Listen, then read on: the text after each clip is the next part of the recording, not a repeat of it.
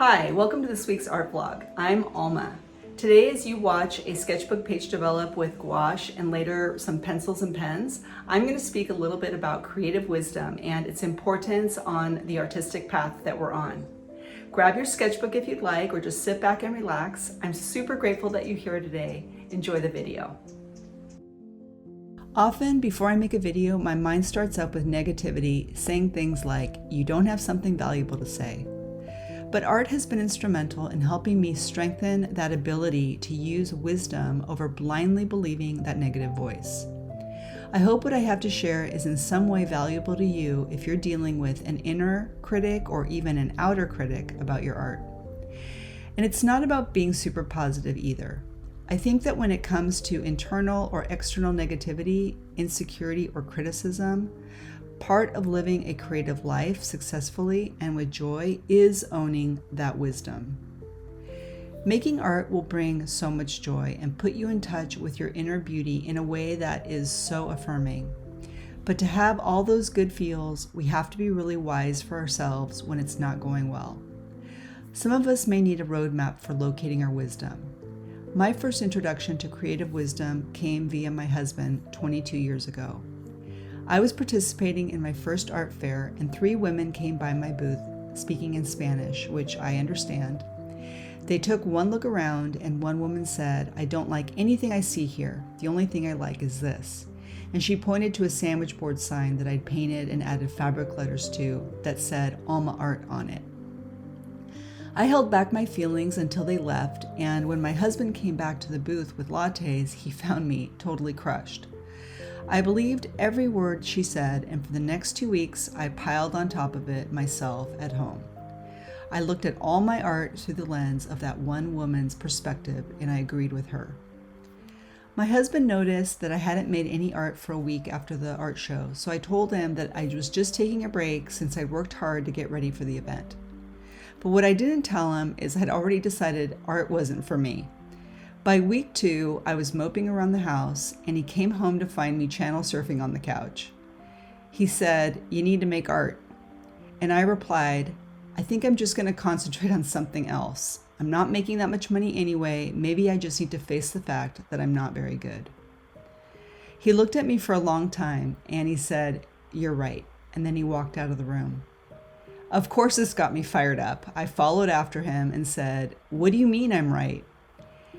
He said, "Well, what you're telling yourself is true, so I'm agreeing with you." I felt like he was playing some kind of reverse psychology game with me, but he didn't stop there. He did continue, and he said that I wasn't appreciating my art. He said, "You're not appreciating any of the time you have to make it, or the fact that I've been supportive and other people have too.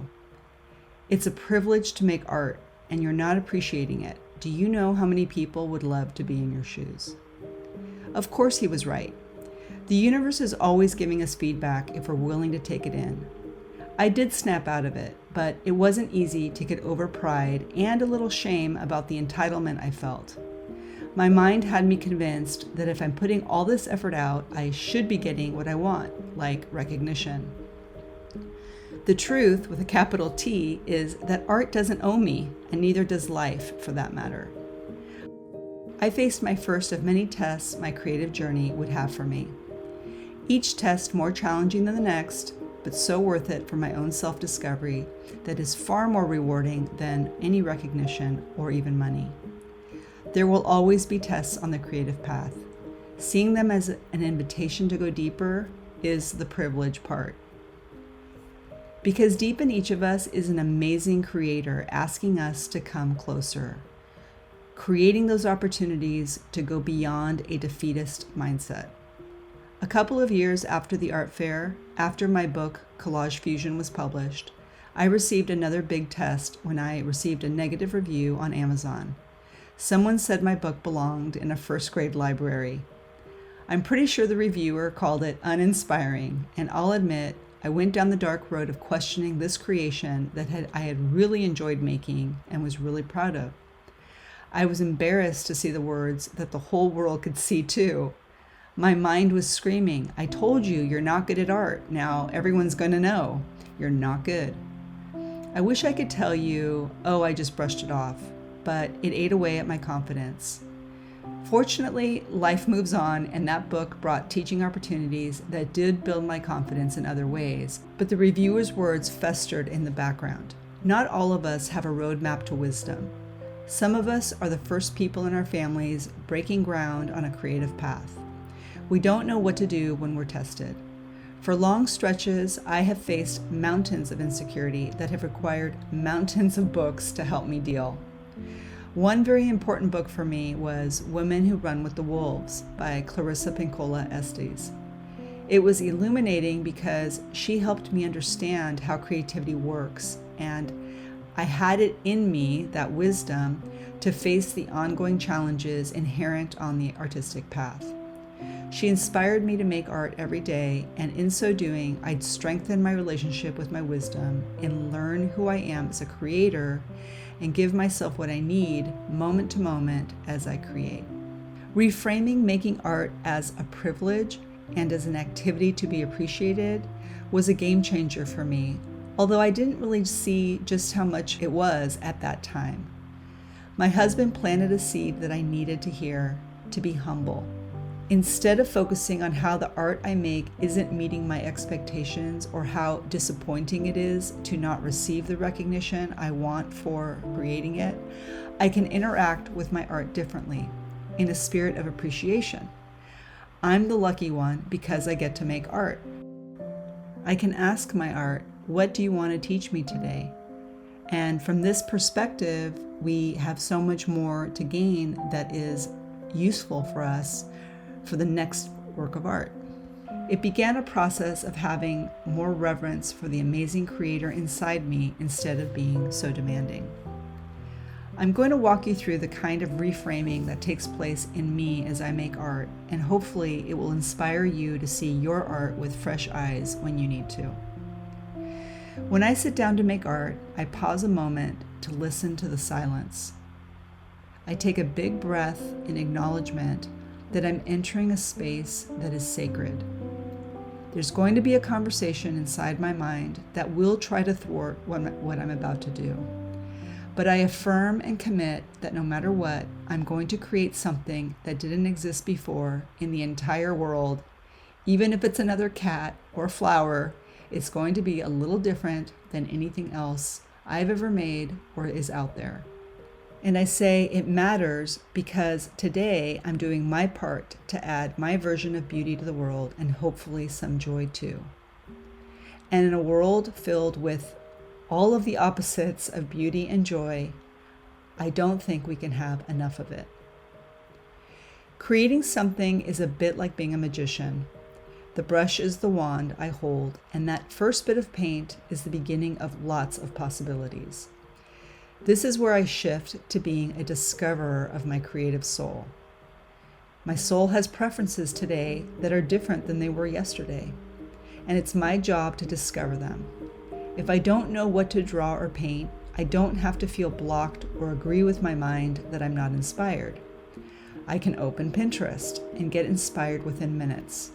There's always something I feel a surge of enthusiasm about. A pretty room, for example.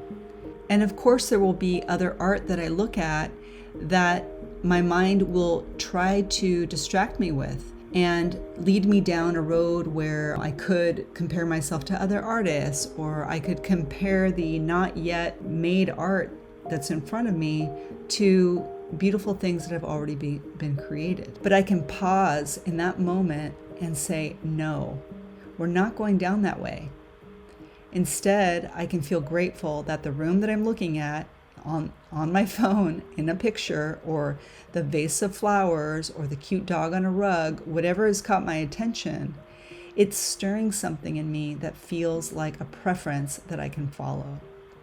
And isn't it cool that today, this is what's speaking to me? I go a little farther and acknowledge how fun it is to be me with my proclivity for appreciating this particular flavor of beauty this day.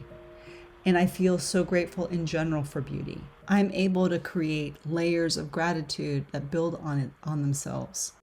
I know beauty is subjective, but it doesn't really matter because looking at something beautiful fills me up, and I can allow that to take place. I take it in and I feel excited. It's about at this point that the mind really gets going and says things like, you can't paint a whole room. You don't have time. It'll be too hard, etc., etc. And as the mind continues its thing, I reach for the paint anyway, that first tube that speaks to me, and I don't have to figure out a palette. I just have to dip the brush in the paint and then pause. Pause to say thank you for the color, because the color is awesome. My mind might disagree, but I tell it I can always paint over it if I need to. And in fact, I did with the painting in front of you when I realized that my focal point, the chair, needed to be bigger. For this sketchbook page, I painted the background red because it was beautiful to me in that moment and I wanted to see it all over. And I was letting it speak to me about how beautiful it is. Then I picked the next color, and this one really only had one requirement. I had to be able to see it against the red. And I tell myself to just add paint to make a general shape of something in that photo that I love. I tell myself it's a series of shapes and not a chair, not something that has to look like something else. It takes the pressure off. I tell myself, don't worry about the details or precision or anything. Just enjoy the color as a shape that gets painted. The mind will always tell me something's wrong. The colors aren't working, or it begins a tyranny of what's next. It wants to know all the answers to all the decisions that I'm going to have to make about this artwork. This causes anxiety. But being wiser than my mind, I can do things to outwit it. One is I talk out loud when I'm creating. My voice naturally has authority over my mind. Mind chatter might seem loud in my head, but my voice is actually louder. The mind continues with its what's next. And sometimes I just tell it out loud what it wants to hear. You're the genius, so you know what's next. And more often than not, that quiets it down for a little while. And if it chimes up again, I tell it something else, like, I'm just sitting here watching paint dry. What are you doing? You get the idea. It's about moment-to-moment awareness of everything the mind says. Years ago, my mind would win more often than not. If it said my art sucked, I threw it in the trash. I'd go weeks without making art. It was too frustrating. But back then, my mind was the dictator. Now, there's a lot more pausing and appreciating what's in front of me. Color can be enough. Appreciating color causes good feelings in me.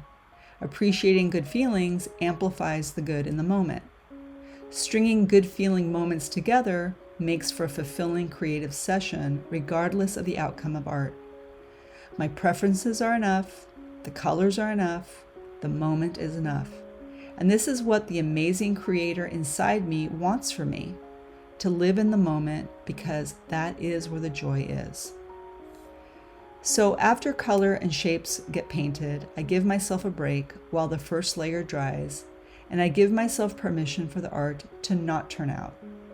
I acknowledge there will be mistakes, and I forgive myself for them ahead of time, so when my mind tries to jump all over a mistake, I can tell it, yes, I knew this was going to happen, and I forgave myself already. In the past, I've asked so much from my art and put so many demands on it when it was just being born, when it doesn't yet even know what it is, much less what it wants to be. So now I speak to it lovingly. I ask it kindly, what would you like? What would make you happy? And when it gives me an answer, I feel it like a little hit of inspiration. And these take practice to notice because the mind is quick to say, no, not a good idea. So that's when you have to be keenly aware. The hit of inspiration was the pug on the ottoman and the abstract art on the wall. The mind said the pug would be too hard and the art too simple. And this is where all the years of practicing creative awareness really pay off, because I can shift from being at the mercy of the mind to trusting my inner creative process that knows better. Our wisdom makes it okay to try and possibly fail. Not possibly, actually, we will fail. We're going to fail many times, but it won't matter because we will have enjoyed ourselves along the way. From the moment we sit down and take that first breath and enter into our own sacred creative process. The pug and the abstract art in this artwork are my favorite things. I like the whole thing, but my creative soul is especially pleased about my willingness to follow her inspiration that, no surprise, turned out to be the most satisfying for me to add to this art. It's a wonderful feeling to feel grateful and fulfilled by art, and it's freeing to not need the approval of others to feel deeply satisfied anymore about my art. And it's liberating to go beyond the mind with wisdom as a friend on this creative path. Thank you so much for being here today. Thanks for listening.